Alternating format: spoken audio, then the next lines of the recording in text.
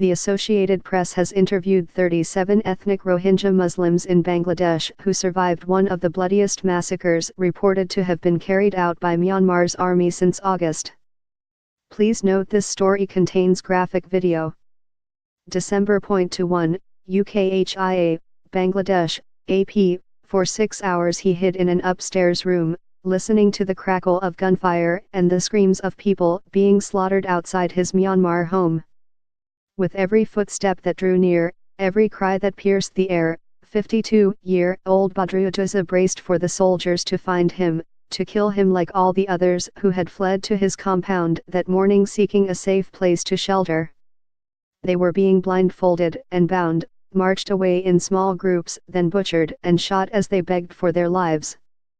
What had started out as a quiet Sunday in northwestern Myanmar had spiraled into an incomprehensible hell, one of the bloodiest massacres reported in the Southeast Asian nation since government forces launched a vicious campaign to drive out the country's Rohingya minority in late August.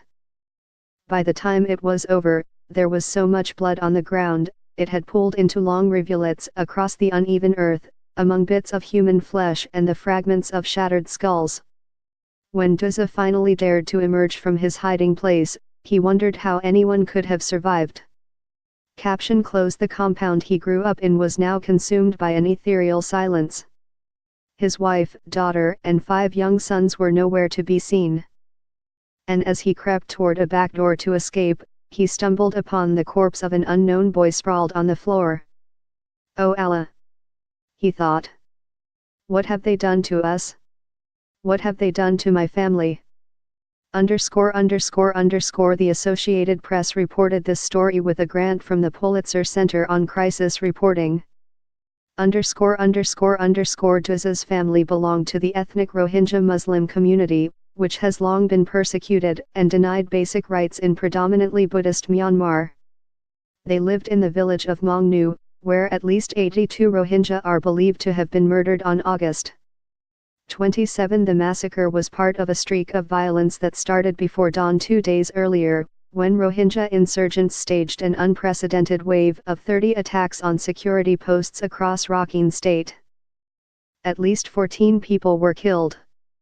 The assaults triggered one of the greatest catastrophes the Rohingya have ever known, an army counter-offensive that has left hundreds of villages burned and driven 650,000 refugees into Bangladesh. The aid group Doctors Without Borders estimates 6,700 Rohingya civilians were killed in the first month of reprisals alone, and human rights groups have documented 3 large-scale massacres. The Associated Press has reconstructed the massacre at Mongnu as told by 37 survivors now scattered across refugee camps in Bangladesh. Their testimony and exclusive video footage from the massacre site obtained by AP offer evidence, also documented by the United Nations and others, that Myanmar armed forces have systematically killed civilians.